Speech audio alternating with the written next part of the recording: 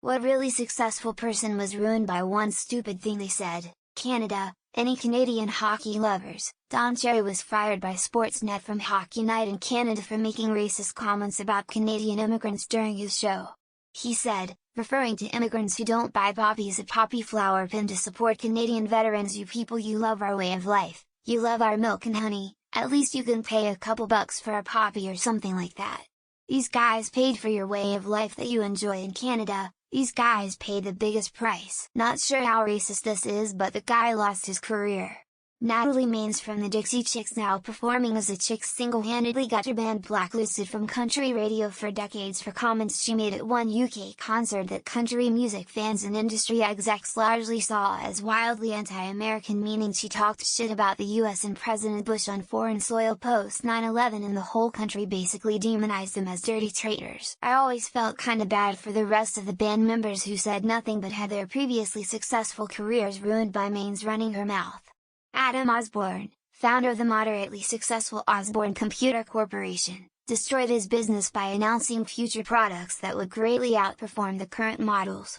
This announcement caused all of the existing pre-orders for the current generation models to be cancelled in anticipation of a better product. The company successfully cannibalized all of its own sales, didn't have enough capital to continue R&D on the later product line, and soon folded. Thus, the term Osborne effect was born. J.K. Rowling ruined her own treasure and her universe being transphobic. Yes, she didn't lost her money, but she ruined a universe that was full of potential.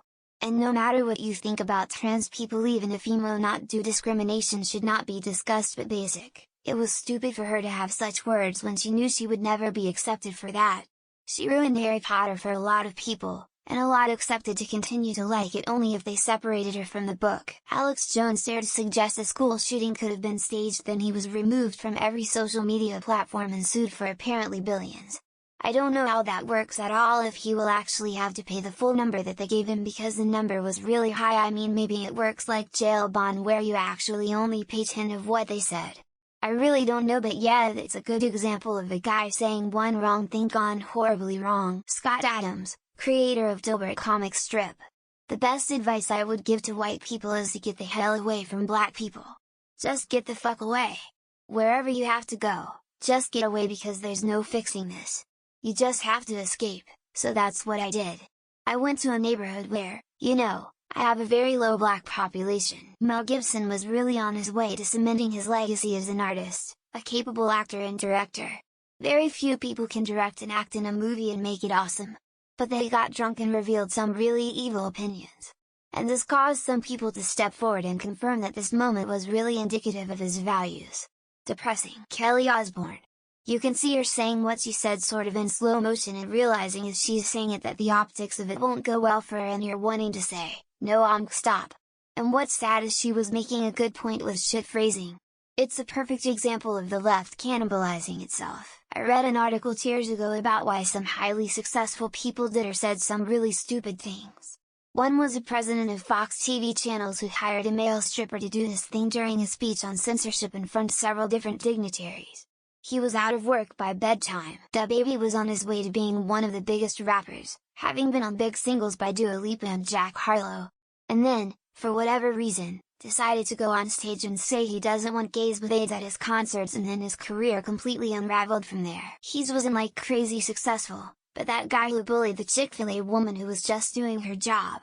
There's some interesting videos online about how he lost everything overnight and how hard it was to come back from it, which he did, but it took years. Clayton Williams was a shoo-in for governor of Texas in 1990, until he made a statement that likened the crime of rape to bad weather, having stayed in fits inevitable.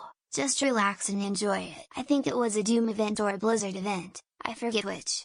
But the guy on stage was getting boozed for announcing a mobile game, and he famously said, "I thought you guys wanted a mobile game," or something along those lines.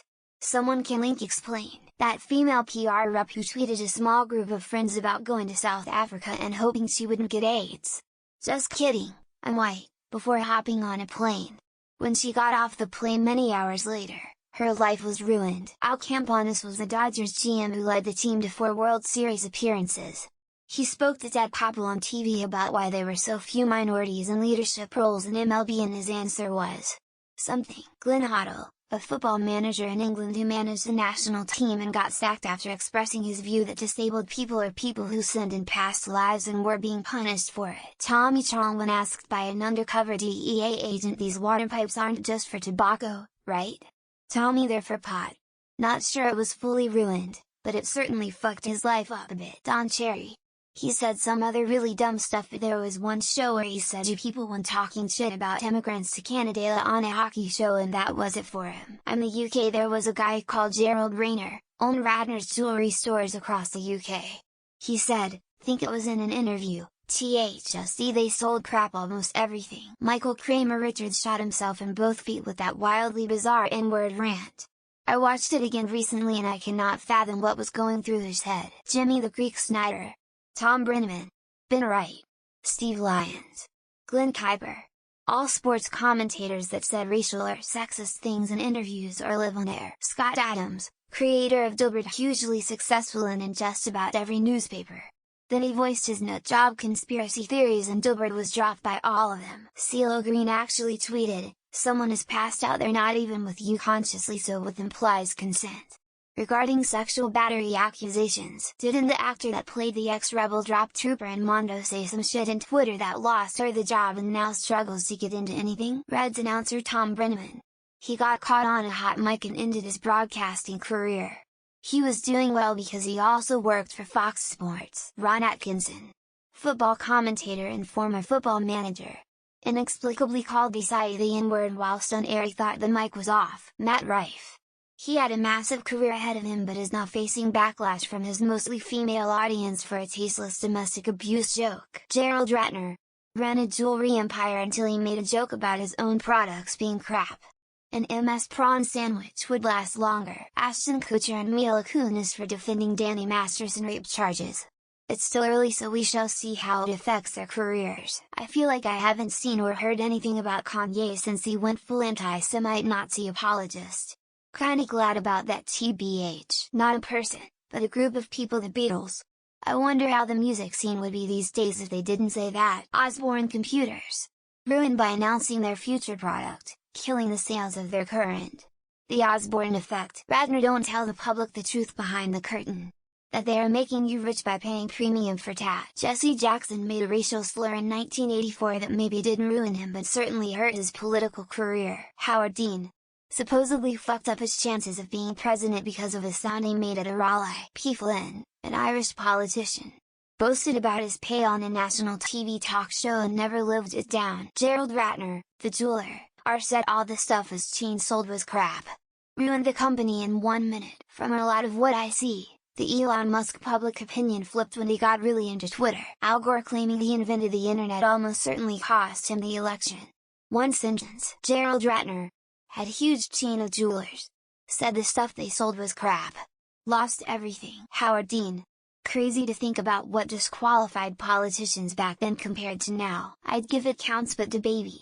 After what he said at that one concert, it was all over. Elon Musk, and the one stupid thing he said 1,000s of times was interesting. Howard Dean yelling like a jackass cost him a chance to run for president. Dolce or Gabbana, whichever one, said gay families weren't real families. That guy that said the Beatles will never be famous on live TV. Roseanne, Michael Richards, Liz McGill. Somehow not Trump.